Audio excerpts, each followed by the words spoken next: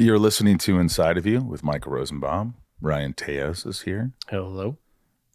Wow. I mean, we've got to start out with the fires. I mean, everybody's talking about it because they should be talking about it. But it just, my heart goes out to so many of my friends and families and people that just lost everything. It's just tragic. And it was a scary situation. It's still scary as we speak. I think people think that it's over, and it's not. There's still fires going on, and it's still, people are still evacuated, and some have been evacuated for over a week. I remember when I was evacuated, I was out to eat, and all of a sudden my friend texted me and said, Runyon's on fire. And then there's a Whitsett fire in the valley. And you and I were just talking about this, but there's a weird, I'm sort of like, the little things get me anxious, and I'm like, but when something like this happens, it's like you zone in on what's important and nothing else matters. And there's a calmness that kind of came over me. I have to get home. I have to get whatever I can, but I have to just get my dogs. I want to get my dogs into safety. That's all I thought of. And I was fortunate enough. I had friends spending the night, and we came to the house, and I got a few stupid things and loaded up the van, and I evacuated. And, my friends were like, what are we going to do? I go, what we're going to do is we're going to load up the van with all the essentials that I need. And we're going to go to the Vons parking lot, the grocery store. And then we're going to figure out what we're going to do. Yeah. Right now is not the time. It's step by step. Get out of the house, get the dogs. And then we got there, and I called a friend. I thought, my friend Xander lives close by, and he's out of harm's way. And I said, hey, can I bring my van over there? And my friend was driving my other truck. And he said, sure. So I took the dogs and the van over there, and I parked it. I went in their house. They were so sweet, Xander and Carrie. And then we looked at a Airbnb and, took care of it. But then the next day I got calls from, my friend Kim Lowe and Chad. They had lost their house. And the whole thing is just surreal. And a lot of times you take things for granted. You're just like, is this really happening? Is this continuing to happen? Yeah. And you think of, well, what could have been done? What could have, I always say, I was saying to you before, I think that, why don't they have just a sprinkler system throughout all the mountains and all the hillsides? And in case anything happens, these sprinklers go on. They spend $1 billion through all the wherever there's life.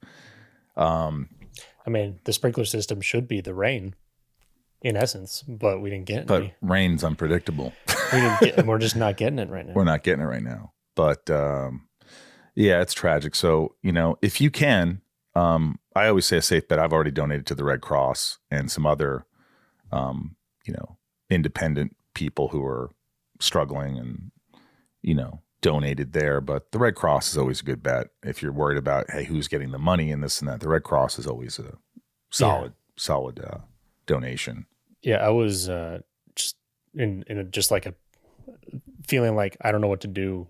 Like over the weekend, I looked up like the volunteer collective. I was like, where can I just sort of show up and volunteer? And I ended up at the YMCA in Koreatown. Good. Just really just like, because there's so many donations and it's all just sort of like disorganized. So like I just went somewhere and they're like, all right, here, we're making food boxes here. So I would like label food boxes. Then I sort of shifted over to, we need more boxes. So like I made boxes. It was just sort of like moving around to like, just doing anything you could to help. It's just, there's a lot of organization that needs to happen. So if nothing else, that's what I did. I got friends in the LA County Fire Department who are just been working nonstop. Yeah. So I haven't heard from them in well over a week. Yeah. But man, yeah, it's hard to know what to do. But I evacuated the same day you did because the fire was really close. And it was just like, yeah, we're not waiting around. And the calmness is real. It's crazy too, because I was driving by and I saw some firefighters and I just stopped by and I said, I know people are probably asking you this, but do you need anything? Can I help you? And thank you for saving my house, and thank you for, I think that goes overlooked a lot. It's just like, again, you take it for granted. You're like, okay, the firefighters are here to help. And it's like, these guys should be making big money. They should be they're risking their lives. They should be making more than the politicians to do a job like that. It's just, I feel just blessed, grateful that I'm here, my house is here, my dogs are safe, you're here. It's a tragedy. And you know, a lot of people have been texting me and from all over the country, my friends, and are you okay? What's going on with the fires? And, you know, so I just made an Instagram saying, hey, I'm fine, because it was just overwhelming. But it was really nice to see. But, you know, people across the world can easily donate $5 to the Red Cross, and every dollar counts, because there are a lot of families that, you know, you look at the Palisades and I think people think, oh, these are the very well off, very fortunate people. But there are so many people in Altadena and all these other places that have nothing, that never had a lot, and they're stripped from that. So I just think if you could donate, it's humanity. It's like, you know, help your fellow man and do anything you can to make it easier for people, I guess. I don't know. It's tough. Yeah. LA is a big place. It's a large place. It takes a lot of people to make it run, and everyone seems to be helping out, and it's terrible what has happened to so many of us. And for the people out of town, it's a rough way to learn LA geography. And the first thing I thought, because I'm up in the hills, I was like, I got to sell my house. Yeah. But the reality is there's tragedy everywhere, and you never know. You can move to the Midwest and there's a tornado that could run through everything. There's the East Coast, you know, you have hurricanes, you have, you know, the potential for an earthquake out here. You have potential for fires. You have, no matter where you go, you can't live your life in fear. And so something like this happens very seldom. You know, I mean, there's catastrophes, catastrophic events throughout the world every day. So, you know, this is another one of them. But I guess the big question is, how do you make it better? How do you prevent or make the situation better than it was? You know, you gotta change something. You know, people can blame Karen Bass, and, you know, I'm not saying she's doing a great job or anything, but I will say that the infrastructure has been kind of broken for 60 years, and they have got to pay attention to what's really important.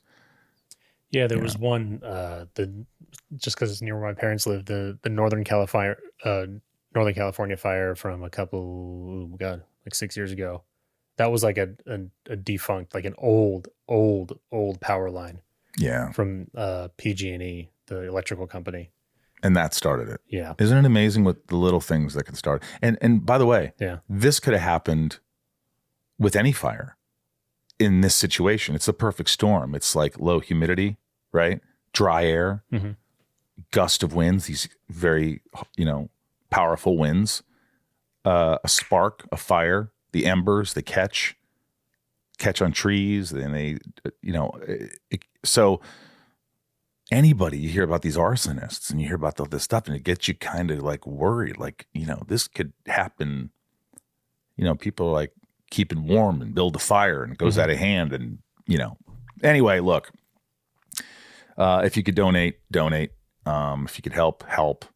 And, you know, God bless the firefighters and the, what do they call them, first responders and all that, because what a job they had. And watching these planes and helicopters scoop up water from the reservoir and then go in the mountains and dump, and they were like pinpoint accuracy and risking their lives in these flames that are about, you know, that are just right there.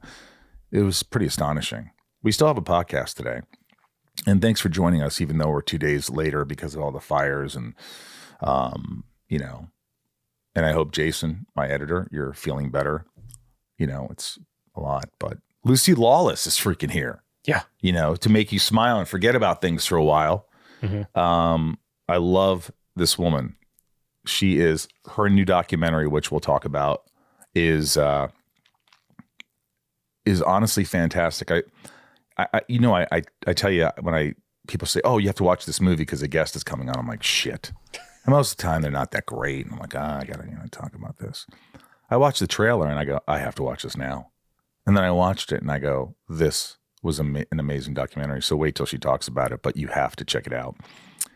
She's been in a ton of stuff, and we're friends now. It was a little bit, in the beginning, you were a little worried, weren't you? You were like, I don't know if they're... Well, yeah, because I don't handle conflict well, and so I wasn't sure like what was happening, but it was like a little tense, but you guys were like on the same page of where you were headed. So that was really nice. And now we text, and she's like, I want to come to your horror movie nights. And nice.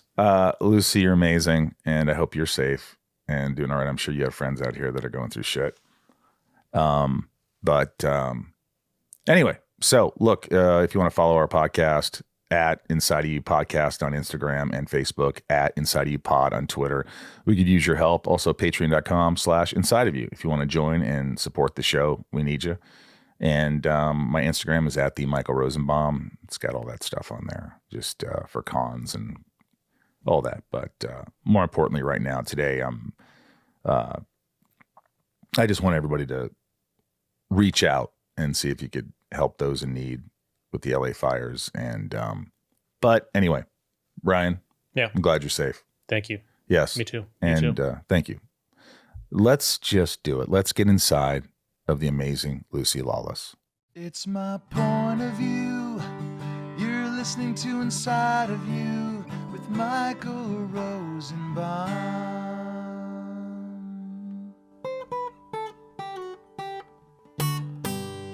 Inside of You with Michael Rosenbaum was not recorded in front of a live studio audience. Listen, I'm not going to bullshit you because a lot of times I have to watch. Make sure you don't, okay? Let's just out of truth, let's not do any bullshit. I'm not going to bullshit. I want you to also critique, Let's try. You really want to hear it straight? Fuck yeah. I think please. You do want to hear it. Yeah, I'm interested. Look, this movie, Never Look Away. I got the trailer yesterday, okay? And I go, and then there was a movie link, and I go, shit, I got to watch a fucking movie now. And, I'll just watch the trailer and I'll get an idea. And, I swear to God, I got chills from the trailer. There's a moment in the trailer, I swear to God, my hair stood up. It's about 2/3 of the way through. Yes. Yeah, me too. Because I was like, yeah, and then, it happened. Oh, when you find out what happened. And then I go, you know what, Joe, who's out there, I'm going to watch this tonight. I'm intrigued enough that I want to see this. Amazing, cool. And I got to tell you, I was emotional. It was a roller coaster. It was kind of like who I think she was, Margaret Moth, who you directed this documentary, Never Look Away. And it was sort of like, there were so many great things about this. I mean, were there models or was it animation at times? No. It's like Dracula. We don't want to use very lo-fi real in camera. Practicals. Everything. Yeah, practical stuff. So it's a large scale diorama. Holy shit. Like I've never seen anything like it. Like when you're just not old enough, bro. I'm 50s. I'm 52. Okay. Well, I'm 56. And when I was a kid, that was our CGI, was diorama. Yeah, so I know. Okay. It was all practicals, and I love that. But this moved me. This woman, first of all, I mean, everybody has to see this. And when I say that, I usually say, oh, go see this movie. This actor or this director, go see it. It's in, and I'll have enthusiasm. But with this, I really want people to see this because I think it's profound. It's beautiful. It's about friendship. It's about someone who just pushed it to the edge. And like, I've never seen anyone. This is like the strongest woman I've ever seen. And what she went through, where most people, would have given up or would have said, especially with her beauty and her, notoriety and like that, sort of like a gypsy. Her sexual charisma. Her sexual charisma. So anyway, it was so emotional and so well directed. Oh, thank you. That I was enamored by like what you did. So I'm hoping you're directing more. Yeah, well, that's sure the plan. I'm going to hustle like a son of a gun, I don't think you'll have a make problem. the next thing. Well, I've got something, and yeah, can I be in it? No. Okay. No. I'm going to say the synopsis. Would that help, or would you want to just? Why don't you say what it is? The movie. No, I want to hear your synopsis. Well, this is the synopsis. CNN camerawoman Margaret Moth fearlessly captures footage of war zones.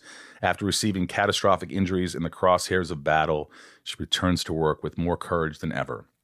An intimate portrait of a trailblazing female photojournalist features interviews with Moth's family and friends, including CNN's anchor and Sundance Film Festival premiere. It was just like...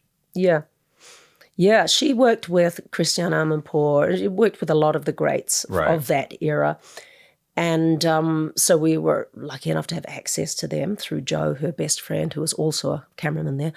And all down to her lovers. And I thought that they would be dead because everybody said, that he was a heroin addict. And I mean, they were all heroin addicts. The other guy was like a drunk and got into drugs. I found them. I couldn't believe it. Did you find them through the family, through her family? No, Jeff, I was given his number. The other one, Yashinka, Jeff's the long hair. Jeff's the long-haired guy. He was 17 when she took up with him. She was 30, actually 31. And he was a junior in high school and left his senior year just to be with this woman he was enamored by. Well, yeah, he was already dealing drugs. He was like 3 or 4 years into his alcoholism. His father was, all this stuff. So she didn't get him started. She might have actually toned down his usage of substances, actually. But still, you do kind of... From today's point of view, go, oh, Margaret, no, come on, leave the kid alone. Yeah, that's what I was like, if that happened today, I mean, it would be frowned upon. Yeah, I mean, maybe even then. Then. But, I mean, it was a different time, though. Yes, well, his mother was not crazy about her, that's for sure, but his mother was part of his problem. So, according to him. Right. Anywho, yeah, so I found the other lover, Yashinka, because I knew that he had been part of a film crew, one of whom was kidnapped by, I won't say which group in the Middle East, because if I've got it wrong, then it's no good. Right. But, and I looked up that event and I found him and I sent the picture of him to Joe and I said, is this the guy? He went, yeah, oh my God, that's him. He's still alive. So, and I found him. And we pull up to this house in Paris or outside of Paris, and it's got this massive, like a prison gate, right? All corrugated sort of steel. And we push the buzzer and the gate rolls back. And then you see in front of us, there's this 4-story kind of mansion, like 18th century mansion, like little Lord Fauntleroy lives there. And there's Yashinka, who's he's a gypsy and kind of a gypsy king, like he's wearing a brocade jacket and immaculate white jeans and a fluted collar and like the cuffs all designed just so, right? Right. And he's flanked by 2 enormous goats. It's like Mr. Frickin' Tumnus, right? It's like something Narnia about this guy. And I just couldn't believe we found him. Such an unusual Just guy. incredible characters. That's what I was thinking. Who approached you about this? Joe Duran was Margaret's best friend. He's also in the film. And he said, do you want to make a film about my best friend? He's also is the executor of her estate, which amounted to a suitcase full of memories and her house in Istanbul. So that was great because he gave me entree to getting Christiane Amanpour on screen, which was a real get, as you can imagine, and the other players. But even the head of like CNN at the time, that guy. Yeah, Tom Johnson. You got him to speak about these things. Well, they loved their people back then. You know, it was a completely different era. But I think, to be honest, they were a bit shocked about the movie that I made because even though the war stuff was all totally, was tickety-boo, I don't think they were thrilled about the sex life and drugs, the drugs and punk music. But she was a rock star in her own right? By anyone who knew her. Yeah, but they didn't know. She kept everybody siloed off. So she was different things to different people. I mean, and it was just, like the darkness that always, what really hit me is when, and you guys, you just have to see this. She gets Margaret gets her face pretty much blown off, and her jaw is detached. She goes through 25 surgeries over the years, but she returns hardly being able to speak and says, I want to get behind the camera again, and I want to go back to these war zones, and I want to do that, and this is what I love. And what I got from that was she was always playing with death. She was always, I just got chills again because I'm thinking about her life and how hard it must have been because she had an abusive mother, incredibly abusive. The father, they don't go too much into that, but he was abusive. But the mother seemed like the real. That surprised me, actually. I thought for sure the father was the problem because Margaret hated her dad. Right. But all the others were like, no, Mum was the monster. Like when Dad wasn't drunk, he was okay. Now I think they soft pedaled it, and I wish I had to push them harder because he did beat up the mother, but they didn't say that. They were all really dogging on the mother. Right. So, and then the mother in turn dogged on Margaret's boyfriends for whatever reason. So she would criticize the Yashinka, French guy. The French guy, Yeah. Yashinka, the gypsy boyfriend. Yeah. And accuse him of all sorts of terrible stuff. You're a heroin addict. You don't want to be here. Right. Well, the fact he was a heroin addict was no surprise to Margaret. I mean, she was that was part of their relationship. Yeah. But yeah, there was just lots of enmity being sort of fire hosed around that hospital. But she says something, there's something that was profound to me where one of the boyfriends said something like, how was your childhood? And she goes, you know what? I don't really remember it. And that was it. Right. And he was so young and dumb, he accepted that. And I think that's why she was with younger men, because they would not expect her to meet them halfway. An older man would say, no, come on, be frank with me. These kids would just accept her as, wow, you're so mysterious. What a high priestess you are. Let's do some acid. And whereas a man might go, tell me what's really going on. Don't bullshit me. These kids never did. And I think that was I don't think she would like me personally, because I wouldn't accept that from any of my friends. It's like and also she and her whole family had no insight into self. That's why the family was quite difficult, and I struggled to understand what I was seeing.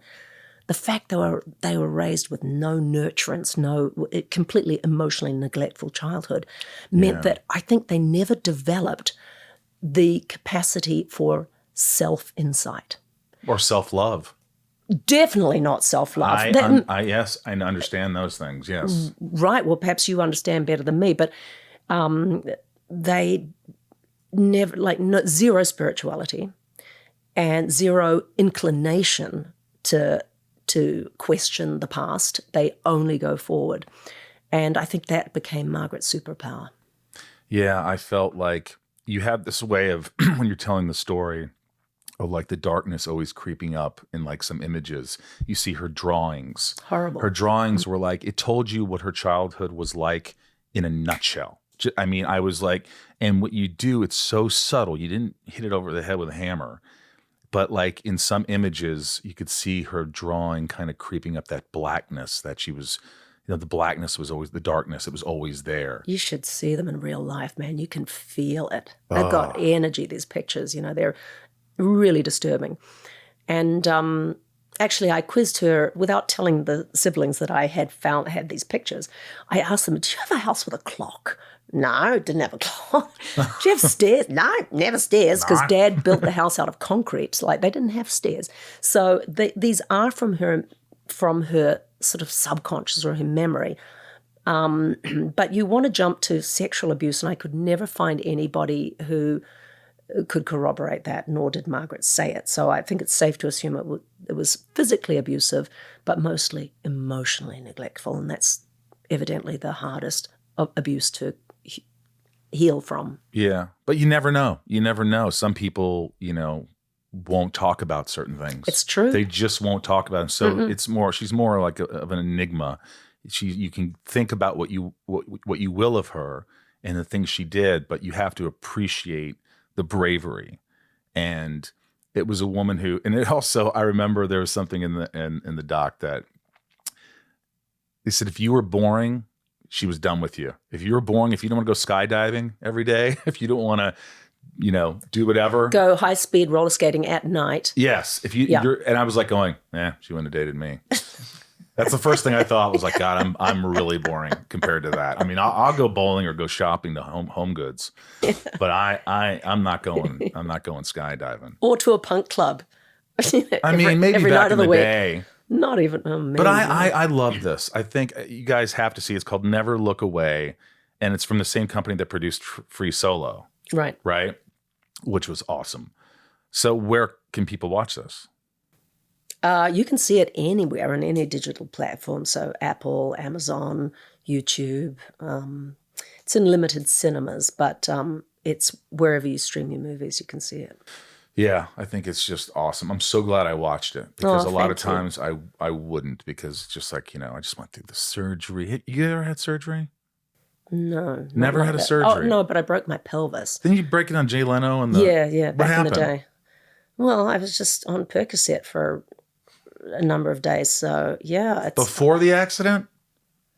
What do you mean? I wasn't on Percocet before the accident. Do you think I know this is coming up? No, that's what I thought. That the way you said it, you're like, I was on Percocet. No, and then I fell off a horse. No, other way around. Yeah, okay. But I mean, I was in the hospital on this kind of horrible drug. Well, God bless it. It was fab. What's the one? Maybe it was morphine. Wouldn't it be morphine that you feed yourself? Yeah, it goes.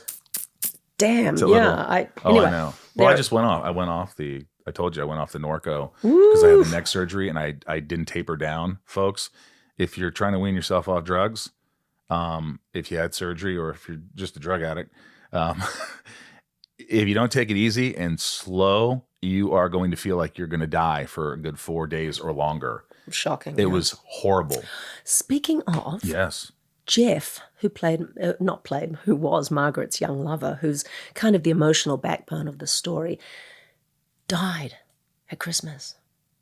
Last Christmas. Are you serious? Died. He was young. He was like probably 60. He died at the same age as Margaret. 59. He was 59. And it was as if when I first met him, he was so raw and so like he'd never examined his relationship and his umbrage and his rage and his loss, his grief about his relationship. Margaret getting shot, he really blamed her for that. And he'd never examined it in 30 years. So by the time we interviewed him the last time, 3 times we interviewed him, he was kind of come full circle and it was all sort of whole again, and then he evaporated and died. You know what? It's crazy because at the end you see that the emotions coming out of him. Yeah, and he's soft. Yeah. For the first time. Yeah. Because you could see the pain, the love, but obviously the pain that she caused him, they caused each other, and then that's tragic. It's tragic. Inside of You is brought to you by Shopify. I've been using Shopify ever since I got this podcast and started Talkville, the other podcast, and there's nothing like Shopify. If you're starting a new business, the best time to start a new business, by the way, is right now. Shopify makes it simple to create your brand, open for business, and get your first sale. Get your store set up and running easily with thousands of customizable templates. No coding or design skills required. All you need to do is drag and drop. Let me tell you, Ryan, when I hook this up, when I put my products up on Shopify, it's description of your product. Add a picture. You just upload it. The weight of your item. It's so easy. And you can see the analytics right there. You press a button and it shows, this is your top selling product. This is what's not selling. This is what I do not need to get more of. It's so easy to navigate. If I can do this, I promise you guys, you can do it. Shopify's powerful social media tools let you connect all your channels and create shoppable posts and help you sell everywhere people scroll. Shopify makes it easy to manage your growing business. They help with the details like shipping, taxes, payments from one single dashboard, allowing you to focus on the more important stuff like growing your business. What happens if you don't act now? Will you regret it? What if someone beats you to the idea? Don't kick yourself when you hear this again in a year because you didn't do anything now. Established in 2025 has a nice ring to it, doesn't it? Sign up for your $1 per month trial period at shopify.com/inside, all lowercase. Go to shopify.com/inside to start selling with Shopify today. Shopify.com/inside. This show is sponsored by BetterHelp. I talk about BetterHelp all the time because I just love it. They've been a sponsor for a long time, and it's so important to have therapy in your life. And if you haven't had therapy and you're worried, I don't want to meet somebody, you could do this all over the internets. You don't have to go in anywhere, and it's a lot less expensive to do therapy with BetterHelp for sure. And you can change your therapist anytime. What do you want your 2025 story to be? Every January brings you 365 blank pages waiting to be filled. In 2025, maybe you're ready for a plot twist, or maybe there's a part of your story you've been wanting to revise. Life isn't about resolutions that fade by February. It's about picking up the pen and becoming the author of your own life. Think of therapy as your editorial partner, helping you write new chapters and create the meaningful story you deserve to live. Therapy is helpful for learning positive coping skills and how to set boundaries. It helps empower you to be the best version of yourself. And it isn't just for those who've experienced major trauma. It's helpful for everyone. BetterHelp is fully online, making therapy more affordable and convenient, serving over 5 million people worldwide. Access a diverse network of more than 30,000 credentialed therapists with a wide range of specialties. Easily switch therapists anytime at no extra cost. Write your story with BetterHelp. Visit betterhelp.com/inside to get 10% off your first month. That's BetterHelp, HELP.com/inside.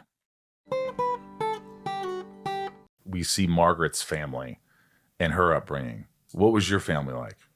Good, really stable. I mean, I had a lot of brothers, though. They were a mixed bag of brotherhood. And one sister with lots of fighting, lots of laughs, lots of, but very good, solid parents. Really. Like they told you they loved you? Oh, totally. Yeah, lots of cuddles and also respected our individuality because we're all different, and they respected and loved all of us as much as they could and gave us what they could. So, and people say, do you relate to Margaret? And I'm like, I really can't. I really can't, because that alone marks us as polar opposites. So I'd never met anybody with her, this constellation of attributes as described by other people. I couldn't put it together till I met the family, and they're all like that. And her nephews and nieces came to the movie in New Zealand and wept. And they came out, I didn't even know them. And they came out and they said, thank you so much. You've explained our own father to us. This dearth, this lovelessness that runs through the generations, starting abandonment, emotional abandonment. I talk about it sometimes, but I don't think people understand that in a child's developmental years, that if they're not given the unconditional love and the I'm proud of you and the patience and the things, it affects them physiologically, psychologically, and, how do you heal yourself? How do you feel that well, right? Well, that's, I mean, in a lot of ways, I feel like that's what my journey's been. Yeah. In a lot of ways, just to, because they were kind of old school, and it just, there's a lot to that. But, it was getting into therapy. It was actually going, stop thinking, I don't need to talk to anybody. I don't need anything. I don't need anybody. Right. And yet you overcame that somehow. Well, I'm still overcoming it. I don't think you lose it. I think you learn how to live with it. You understand what is fiction and what's not. Like, for many years, if you hear, like, let's say you're not smart, you're dumb, you're this, oh, you had that? I'm not saying me. I don't want to talk about that. No, I'm just saying. Okay, I've had friends who were told that sort of thing. Yeah. But no matter what anybody says, there's still a little part of that inner child that kind of feels that way, that feels unloved or feels ugly or feels stupid. Interesting. Even when you work on yourself, even when you know it's not true, when you can see your success, when you can see the way you treat people, there's all these things. Can I ask you something? Yeah. You can cut this out if you don't want it, but do you think if the negative voice is your mother's, it sticks deeper in you than if the negative voice is your father's? No. No. I don't. I think it just, someone else might be sitting here thinking, yes, agree with you. I think it's just fair. It just depends on the situation. You have to at some point stop blaming, become an adult. Yeah. And do good things, be kind, do what makes you happy. I think a lot with me is I always was, I'll be on the show, I'll do this movie, this will get attention, this people will like me. My parents will be like, oh, look at this. It doesn't get any of that. Right. The adoration, all it just doesn't. It's feeding a racehorse delicacies. Yeah. If you don't see it, if you don't believe it, if you aren't doing it for you, you're fucked. You're chasing. You're chasing a high that just will. It's not sustainable. Will never nourish you. And you had that, so that's an amazing thing. Yeah. You know, and you shouldn't. Not that you feel bad for that, but you shouldn't. You should embrace that and go. And that's why I'm certainly grateful for it. grateful. And the life that Margaret had, it was hard for you to imagine because of the upbringing you had. Yeah, but really you also hard. But I think very hard for almost anybody to imagine, except maybe someone like you.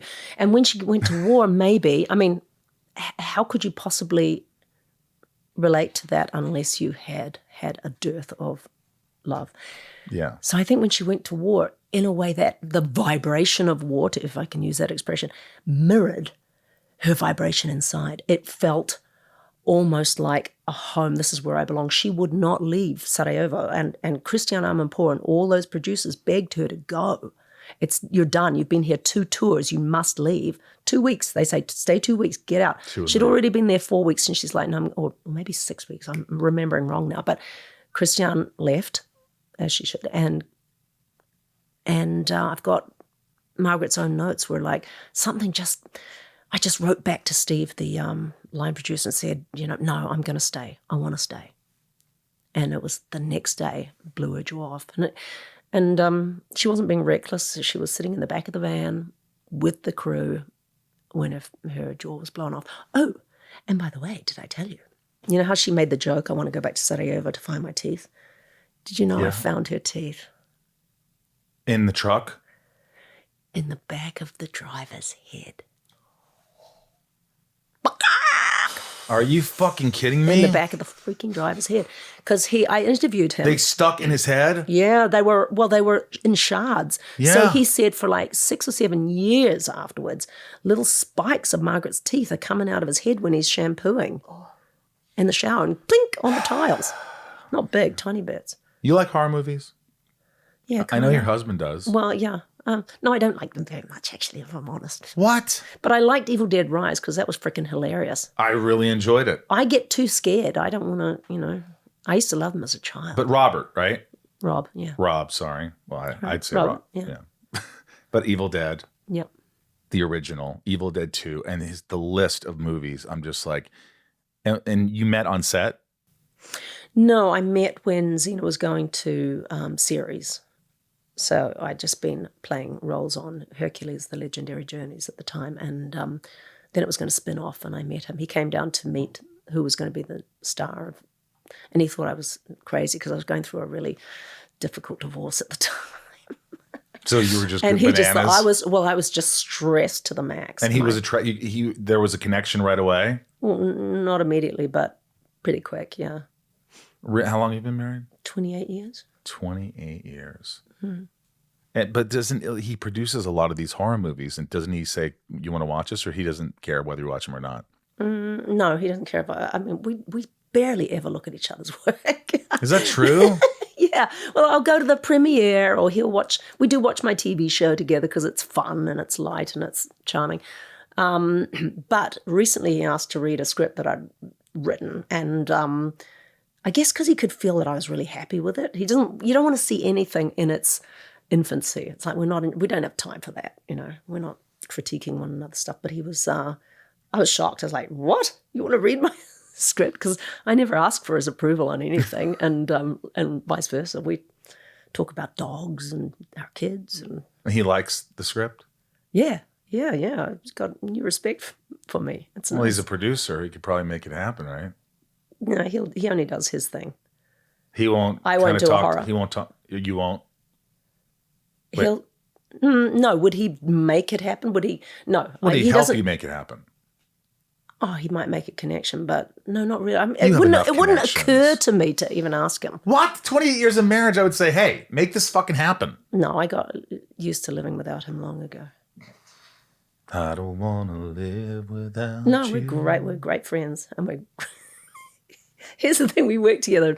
I just did whatever I was told as an actor. Now, I want to do what I want to do, and there can be only one. This is Highlander, You know, our jobs are like Highlander. You can't have two of us in the same production anymore. I mean, look at all the stuff you've done. I mean, especially, you know, coming from Xena, Warrior Princess, and like, did you think that that was gonna be it? Like, this is probably what I'm gonna be known as and do. And did you ever have those fears? No, not fears. I'm grateful for everything it's given me. Did you ever get frustrated? Did you ever feel like, I don't want to do this fucking anymore? Yeah, a couple of times. But what can you do? You've got a contract. You have to get a new attitude. You're stuck.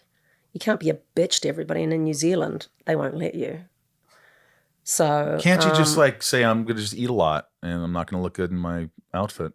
I did that like in the first season because I was going through a divorce. So you know what? When I first met Rob, okay, we come over here we're at Universal Studios doing some big sort of welcome to Hollywood kind of thing. He sends me like 8 kilos of cheese to my freaking hotel room, like, welcome to Hollywood. And then he tells me I need to lose 10 pounds. Oh my God. It's like, well, what's with all the cheese, dude? Yeah. But I can see that was a very personal gift because he sure loves cheese. But look at this: Spartacus, Blood and Sand, Battlestar Galactica, Parks and Rec, My Life is Murder. I can keep going. Ash versus Evil Dead, Adam Sandler's Bedtime Stories, The L Word, Curb Your Enthusiasm. Want me to stop?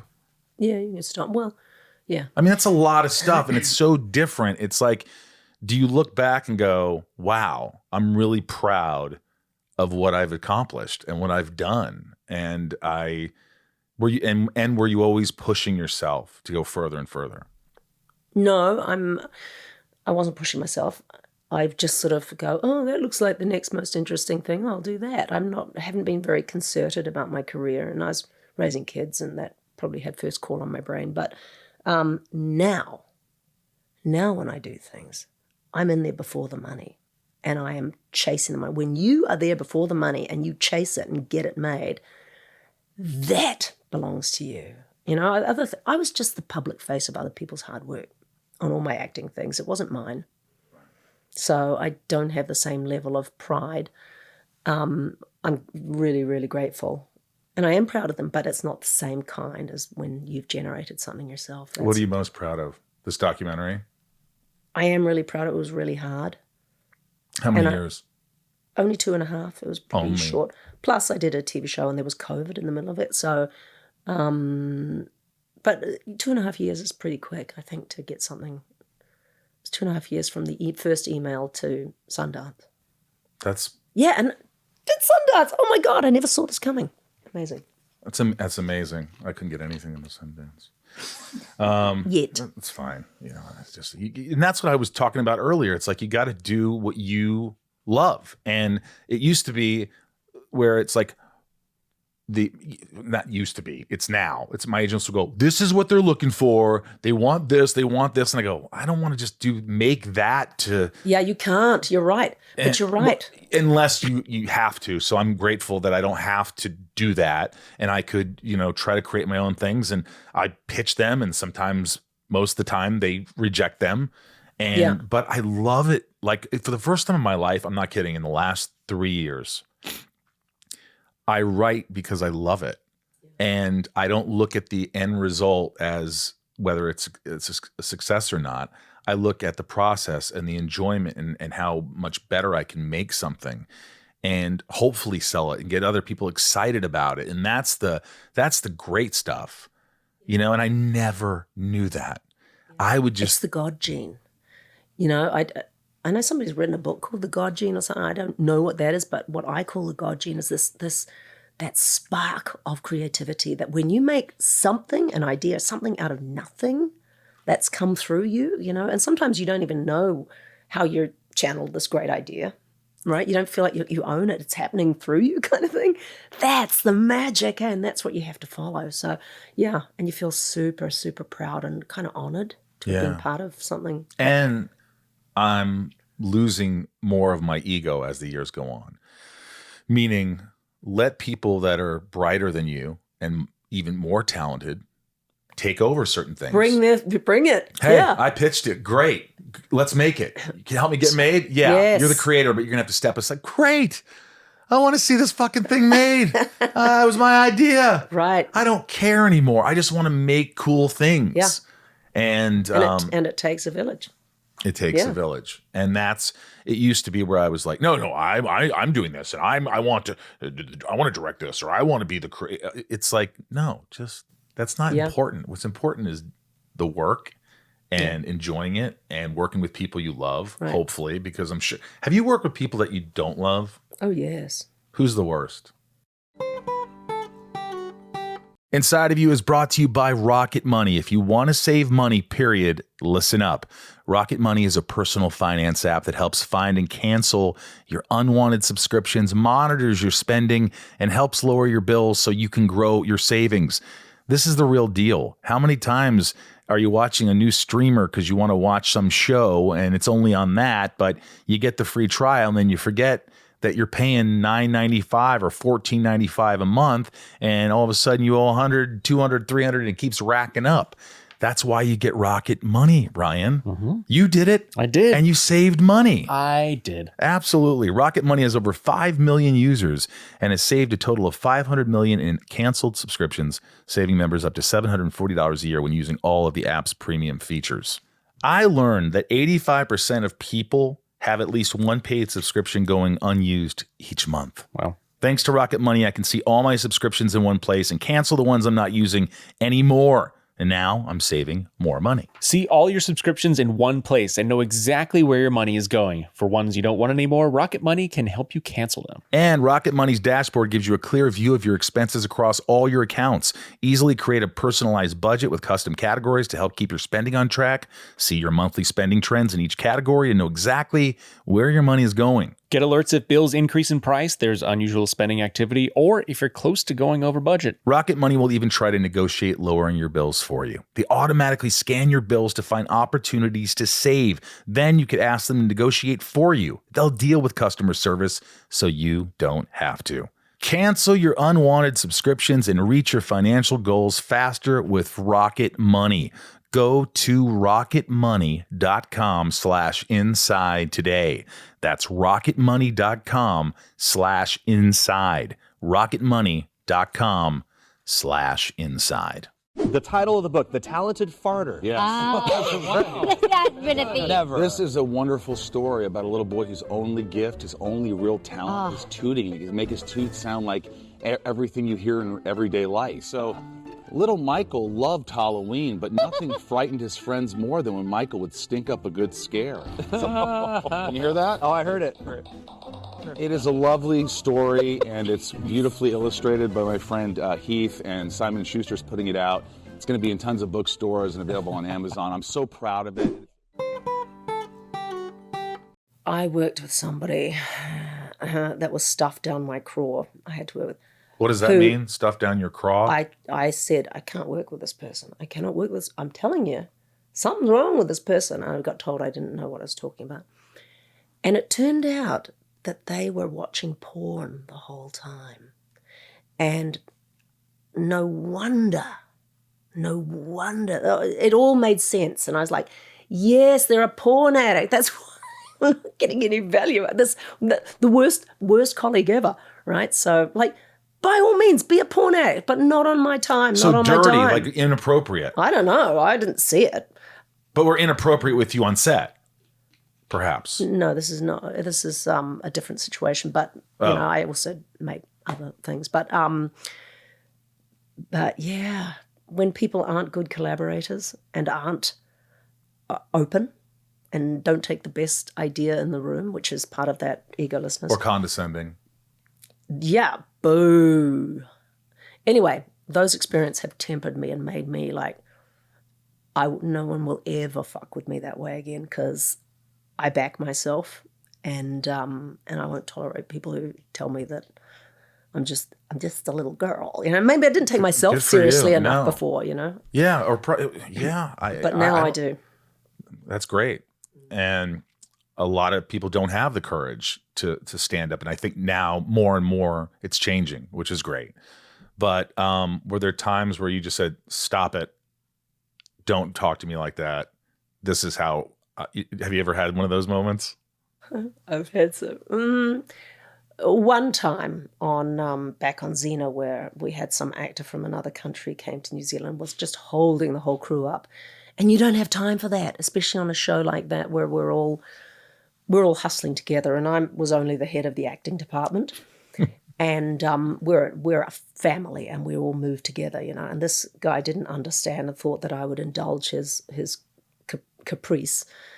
And I went down and I ripped open the door and I said, "Get on that set and say your lines." Wow. And he, I don't think he understood that I'm not that kind of a star. And I was married to a producer, for God's sake. So I was raised in the business as kind of on the producer's side, for better or for worse, whether that helped me or not. But anyway, that's a fact. Tell me about your time on Saturday Night Live. I just have to ask you because Oh, that was amazing. It's amazing. I mean, when you're Stevie Nicks in Fajita Roundup, there you go again saying you want burritos. Yeah, you know, I had keep them down. Yeah, I had seen Stevie Nicks on something. She had really black eyes for whatever reason, and I asked them for these. Can I have contacts like that? And they got me fitted real quick, and then bunged these things in to do the skit. And I couldn't see anybody, and I was really alone in my head. It's black as anything because I've got these stupid contacts and And I did not think the skit was funny. I didn't understand the cultural references. So maybe that was the magic ingredient, is that I didn't think it was funny, you know? I love that scene. Yeah. It's I don't so funny. It's like, because you can imagine, okay, this is what she's doing now. She's a huge rock star, and she's like this gypsy and like cool and mysterious. And now she's got this fajita joint. And this is what she's doing to attract people to come to it. And this is what she's lost her mind, man. She's okay. See, that's a real Hollywood thing, right? Yeah, and it's like, this is so sad but so terrific. Oh my God! Have you seen it, Ryan? No. You have to watch it. It is so, and you commit. It's not. You're so fearless, and that's what I love about you, because I think you are fearless, and you just embodied her. Like, I believe that was Stevie fucking Nicks. Oh, really? Yes. Right. As a little kid, I used to like figure out her harmonies and things, you know. So, oh yeah, the singing. You're singing. Yeah. It was like, oh my God. I was singing it out loud. I was like, wow, you can fucking sing. I mean, I knew you did musical theater. They no, but they ask you when you go to SNL, can you do any voices? Can you, do you do any impressions? So they'll mine whatever you've got to bring, and then they'll write around that. That's how that happens. Was it nerve-wracking? Well, yeah, because I didn't think it was funny. And I said to Lorne, dude, if it's not funny, please cut it. Don't. So, no, it's really funny. He said, no, I think it's a sleeper hit. No, it's going to be a sleeper hit. I sound like Owen Wilson instead of, that's not yeah, more. You did. I'm like, no, it's really great what you're doing. Like, you really embodied her. It's like, I thought I was at like. Do you know him? No. That's really good. Do you know him? No. No. Do you like him? I don't know anybody. Who do you like better, Luke or Owen? I don't know. You don't have a choice? I like Owen as an actor. I don't really know Luke's work too well. Spartacus was the first time you did nude scenes? Yes, I think so. I blacked it all out. Did they ask you beforehand, like, hey, there's going to be some nude scenes? Oh, we knew. Yeah, I knew. You knew. Were you not looking forward to it? Certainly not. No, I don't look forward to it. It was very... I haven't done it. I've been somewhat... Well, now that you're next Facts, you're going to have all kinds of fun. Oh, yeah. Oh, baby. Are you ready? But I haven't been exposed like that, but, it's different. It's like... And it is like, people try to say, "What is it fun? Is it cool? Is it like make out scenes and all that?" It's like, it really is work. It's like work. It becomes like, there's 50 people around you. It's really stressful. Yeah. And I mean, there's been some people I enjoyed kissing. Like, it wasn't a bad day at work. I'm not going to lie. It's not all shit. Have you done nude scenes? Not nude. It's horrible.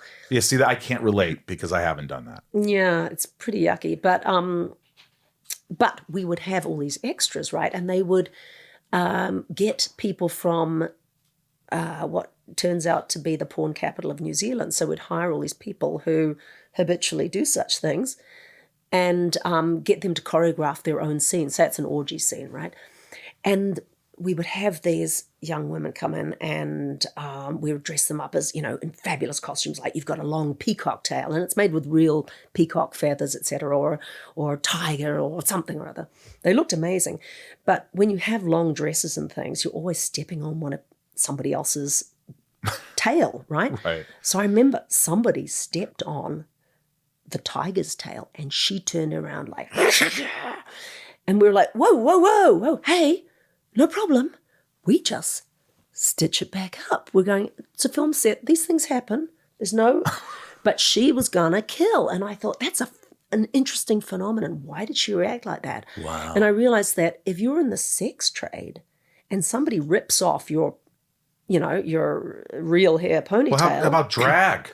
If you ponytail, you mess with that. That cost They'll them a kill lot you. of money. Yeah, she was going to kill for that. Yeah. And I thought, yeah, well, what do they have to do to earn the money for, their long hair extensions or something? It was just interesting. It's like, this is my world, baby. Don't fuck it. We had to teach them, it's okay. There's no enemies here. No one's going to hurt you. No one's going to blame you.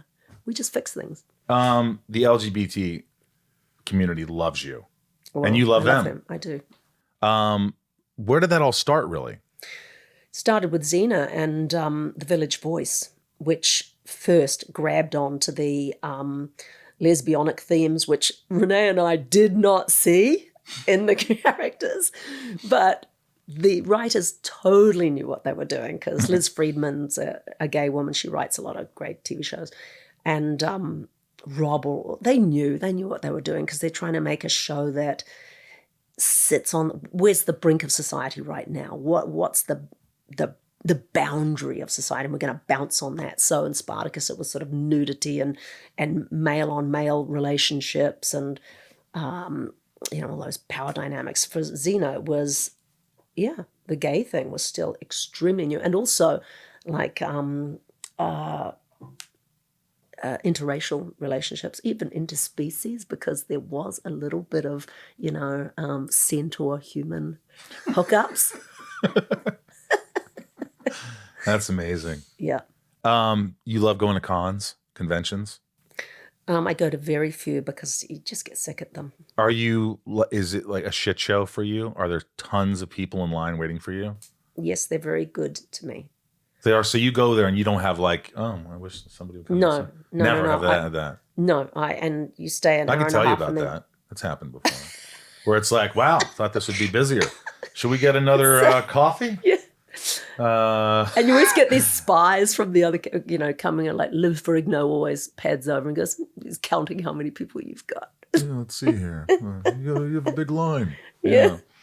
But you like the cons, but it's a lot for you. Yes, I don't really do them very much anymore. No. And you probably won't continue doing a lot of them. So if you go, then it's like fans should go because they might not see you again.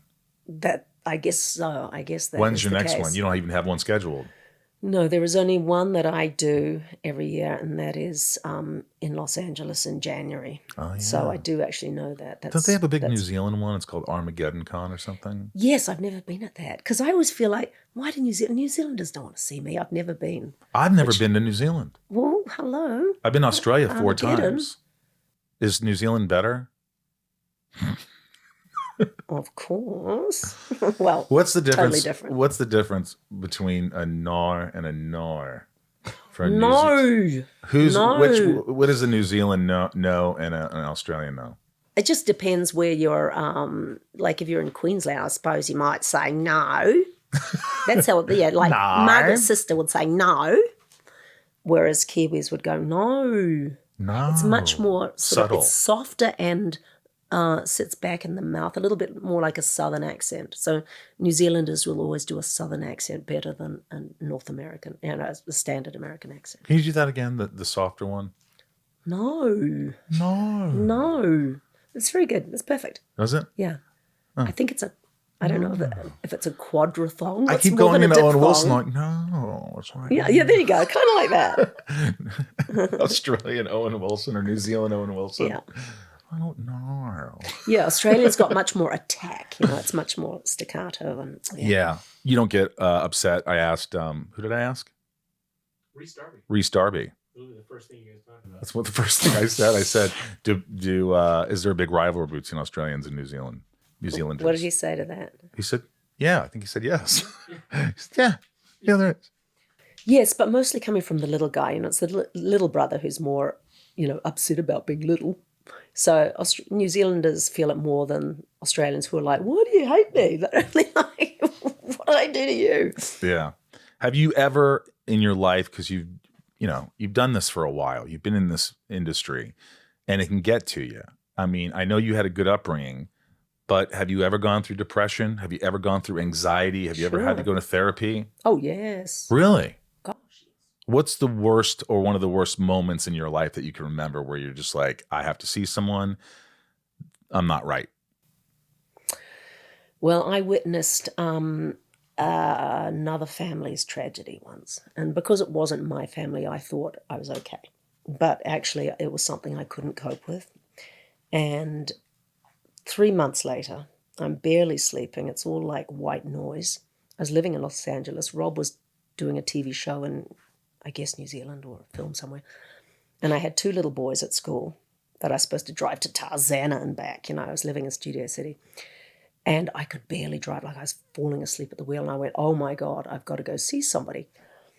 So I went to this internist, those kind of, they're not Sikh, but they, wear the turbans and that stuff. And in I think, Bev Hills. Are you talking about psychics? No, they're not Sikhs. No. They're whatever I that don't is. know. Somebody that, anyway, internists, proper doctors, but they also have other disciplines going on.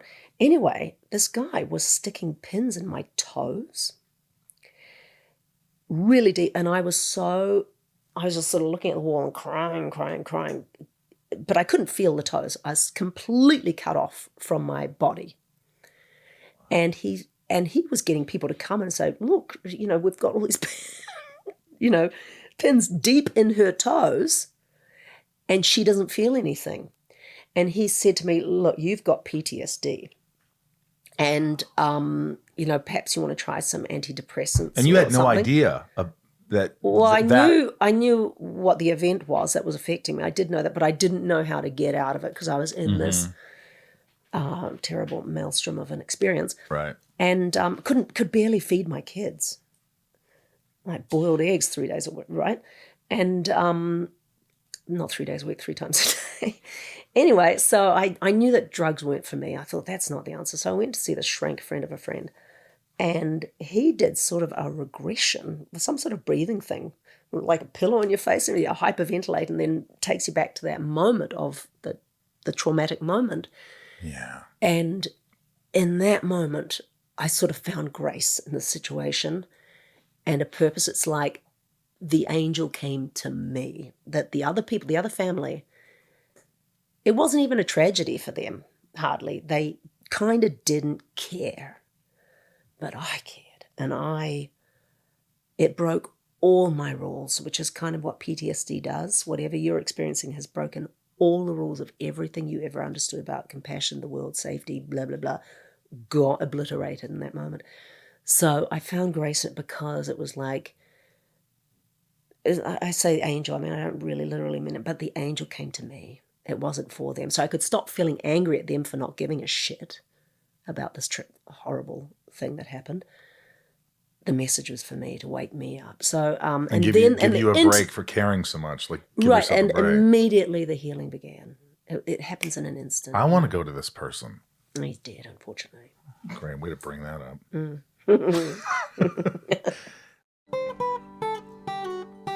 Inside of You is brought to you by Quince. I love Quince. And when it comes to winter, it's like survival of the fittest out there. And I'm willing to do or buy whatever I can to stay cozy. For the ultimate cold weather necessities made from premium materials, you have got to check out Quince. I've got this cashmere sweater and it is awesome. And most cashmere sweaters are so freaking pricey. And not with Quince. With Quince, you can treat yourself to true quality at an affordable price. Something everyone needs in their closet. Like I just said, Quince's iconic Mongolian cashmere sweaters, which start at $50. Their super soft fleece sweatpants are a major upgrade to whatever you're lounging in right now. I'm getting those. You are? I swear to you on everything, I am getting some super soft fleece sweatpants. I mean, I want that for you. I just read this and I go, how do I not have these? And their wind-resistant, responsible down jackets are perfect for keeping warm. No matter what you're looking for, all Quince items are priced 50 to 80% less than similar brands.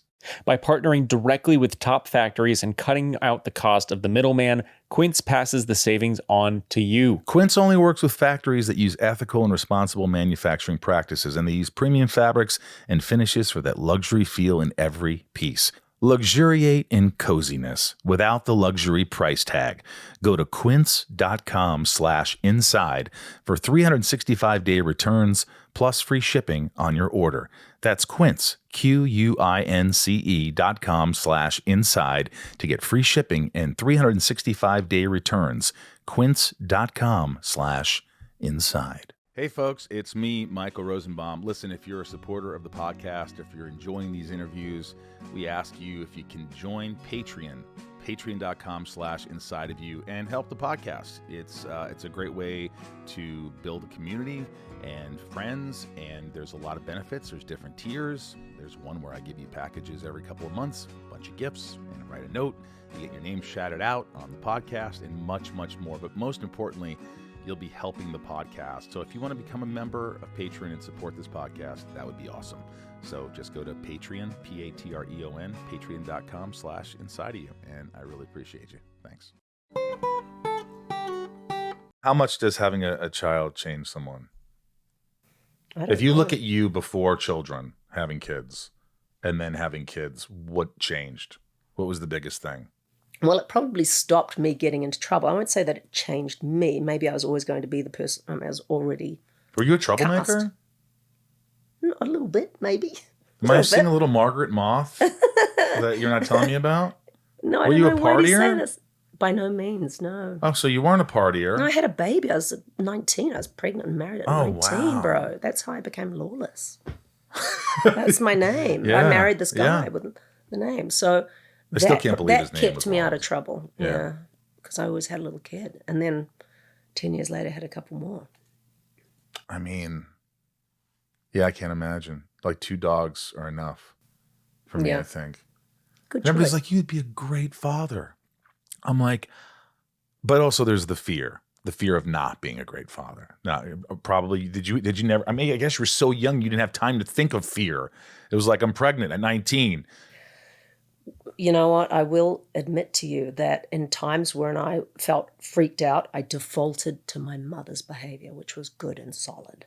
There was times like when the baby's screaming and you just want to go, shut up, shake the baby. I know that my mother didn't, I just acted like my mother. So I can understand the fear. And probably now, because you have been able to individuate from your parents, Individuate. you would be That's a able nice to. word. Right. I mean, usually that happens at 4, right? Yeah. Starts to happen.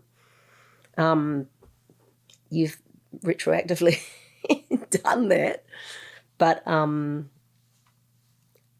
yeah, you probably would, and it would probably be really healing because you could do right by your kid, and in so doing, parent yourself. Like create a You've got to good human reparent being. yourself. Hey, that's what it is. The child who's abandoned has to reparent themselves, and you do this in acting school. You learn that your inner child, sometimes you have an inner teenager as well. And if you're not listening to them, you can't reintegrate into a whole human being. So your inner child is always tells the truth. The teenager doesn't always tell the truth. They don't always get it right, but they should be listened to too. So you can go, okay, guys, I hear you. Now I'm the grown up. This is what we're going to do. So you don't have these complaints. And then eventually they just become part of you, and they don't, you're not separate beings anymore. How dare you for being so insightful? It's acting school. I mean, but seriously, but how dare you? Like, you just said, I go, what changed you? And what you just said was so profound. It's like you could. I can't even know. I already can't well, remember what I think said. it's profound to a lot of people who are listening. Maybe not Yeah. all of them, Yeah. but to me, it just hit me in a way where it's like, hey, you can change the course. Totally. And this is part of, as you said, it's our journey. Well, as actors, you do this because you can't access those parts of your human experience reliably for different roles if you haven't examined them. The unexamined life is not, A, worth living, and B, is not useful because it controls you rather than you utilizing it for your role as an actor. So I've got a book for you in my suitcase. I'm going to give you the book, the text that I learned. It's really easy to read. I've got a book for you too. Okay. It's a fart book. It's right up there. I just published it. Is it there? Deal. Right I there. swap See books that with you. right here? Yeah, bro. It's a talented farter. It's the kid whose only talent is a farting. I'll give it to you. How old are your kids? You know what? They're 36, Perfect. 25, and No, perfect. It's for adults too. I want it. It's I a want sound it. book. I love it. It's so fun. I want it. It's the Talented Farter. Pull my finger. I will. You want me to do it right now? You're very. I really like this interview. Me too. It's just I don't know. It's just listening to you. It's like you've lived, and it's like you can tell that because the questions you asked in your documentary, the I almost said performances from the real people that are fucking being interviewed, but it's like you know how to tell a story. You know how to tell a story, and it shows. Never look away. Also, do you think you'd ever return to any of these shows that you've been on? Like if they had, they always have these fucking revivals of everything. It's like we're doing a revival of Saved by the Bell. Wait, they did do that. But would you do like a Parks and Rec thing if they asked you to come back? Sure, of course. Probably not Ash versus Evil Dead. That looked like it was probably difficult to shoot. Yeah, I don't know. Pretty funny. Worse for the others than me. I mean, my character was like, I'm not even sure what she was doing there. Bruce and I were always laughing about Ruby, like, what the fuck is this character for? I feel like, I think Rob wrote that to keep me in the country. Probably, right? She has no role in this film whatsoever. But I love hanging out with Bruce and tell me about Dana Bruce Campbell, because he's a friend of mine. I know you're very close with him. Yeah. I love him. He's been on the podcast. But what do you think of when you think of Bruce Campbell? He's just so damn Lucy, funny. He's just how are you today? Genuinely funny. Genuinely. And kind and decent. And he's married to a great woman. And he's interested in nutty things like, he's got a lavender farm and I don't know. He's a special guy. You know how special he is? I was doing a pilot and he was in the pilot. And the producers were like, we love you. And we saw it dailies and you're so funny. And that's death. And then they called the producers afterwards and they saw a cut and they were like, yeah, we think his character is just too chauvinistic, too this. So we will pick it up for 5 episodes if you let him go. I mean, they didn't say it's so probably asshole-ish, but maybe they did. But so the producers called me crying. It was Will Ferrell's company, and the producer was crying, Owen.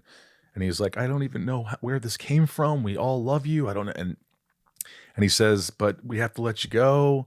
And I just go, oh, okay. Well, let's not make this weird.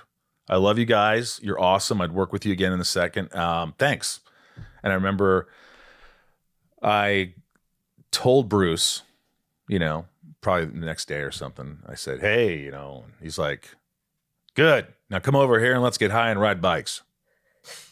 And we got high and rode bikes for hours. And he took me to these places and we had lunch and it was into the world. It was cathartic. It was like him saying, yep, move on, champ. Here we go.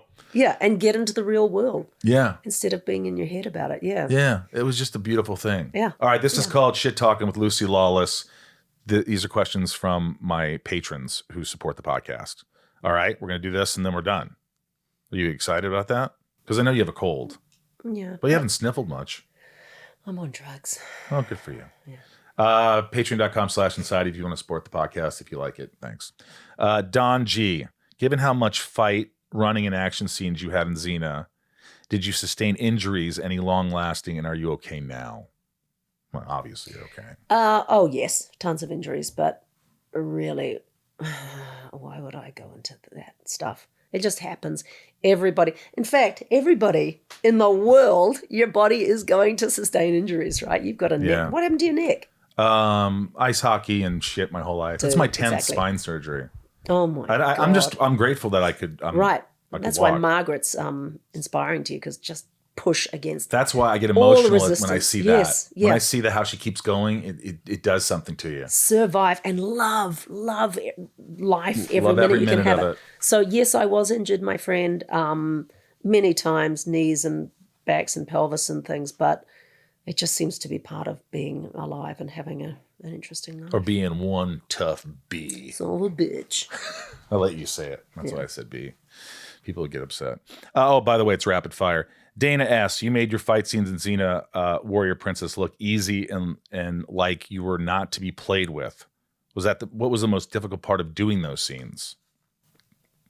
I always hated them. Like, I was very uncoordinated at school, and it was a shock to me to find myself in this role.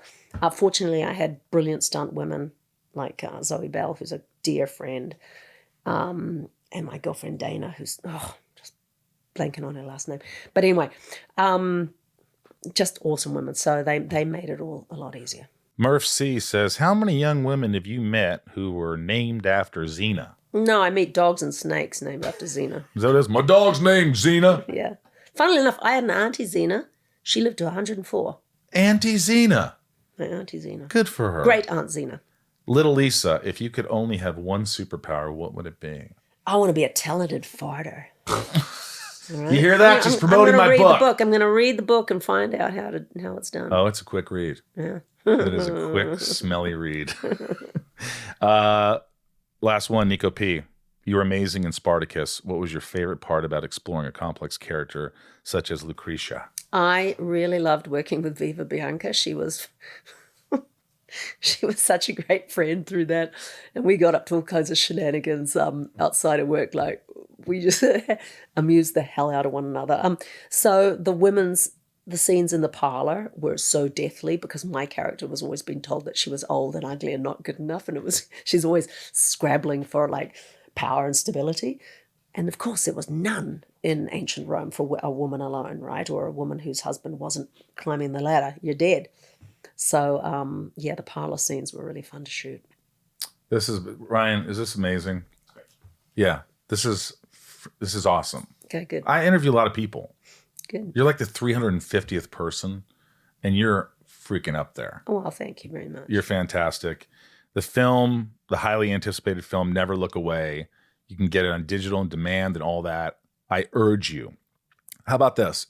Watch it, and if you don't like it, don't listen to my podcast anymore. That's how sure of it I am. I really love it. I think you're going to do anything I say else. just watch the first 3 minutes. If it doesn't grab you, you can stop. Yeah, I think you see boobies in the first 3 minutes too, right?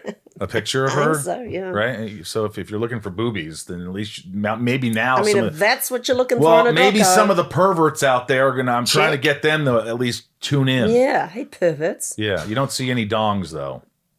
I was hoping for a dong in that one. Were you? I mean, why not? Sorry. I love her. I think she is beautiful inside out and brilliant. Mm-hmm. I think she's just so fun to be around, and I feel comfortable around her. It's weird. Yeah. So I hope everybody goes and sees that documentary and supports her and supports filmmaking. So there you have it.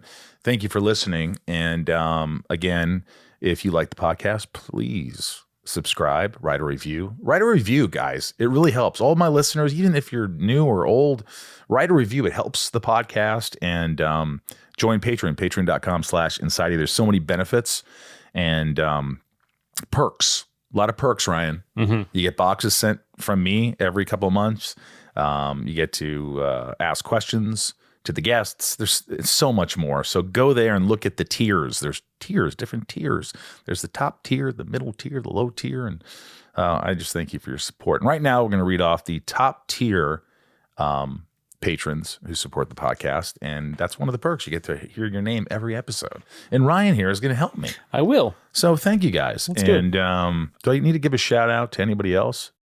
Oh, I do want to give a shout out to, because a lot of these episodes, I just want to say thanks again to everybody for, my grandma passed. So I got a lot of love from everyone out there. And it means a lot. And there's some other stuff, family stuff going on. So it's, it's tough. But hearing from you guys and the support that you give me in this podcast makes me smile. So thank you. And thank you, Ryan. Mm-hmm.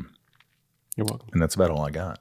All right. That's it. Here are the top tiers. Patreon.com/Inside You. Nancy D, Little Lisa, Yukiko, Brian H, Nico P, Rob L, Jason W, Sophie M, Raj C, Jennifer N, Stacy L, Jamal F, Janelle B, Mike, Eldon Supremo 99 more. Santiago M, Maddie S, Kendrick F, Belinda N, Dave Hole, Brad D, Ray Hadada, Tabitha T, Tom N, Talia M, Betsy D, Rhiannon C, Michelle A, Jeremy C, Eugene and Leah, The Salty Ham, Mel S, Eric H, Oracle, Amanda R, William K, Kevin E, Jor L, Jammin J, Leanne J, Luna R, Jules M, Jessica B, Kaylee J, Charlene A, Marion Louise L, Romeo the Man, Frank B, Jen T, April R, Randy S, Claudia, Rachel D, Nick W, Stephanie and Evan, Stefan, Charlene A, Don G,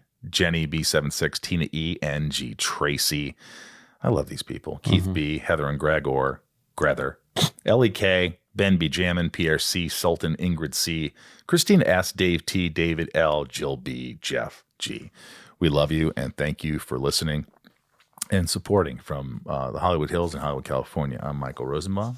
I'm Ryan Tiz. I'm here too. Yes, he is. And Little I'm wave to whispering the for some reason. camera. Be good to yourself. We'll see you next week.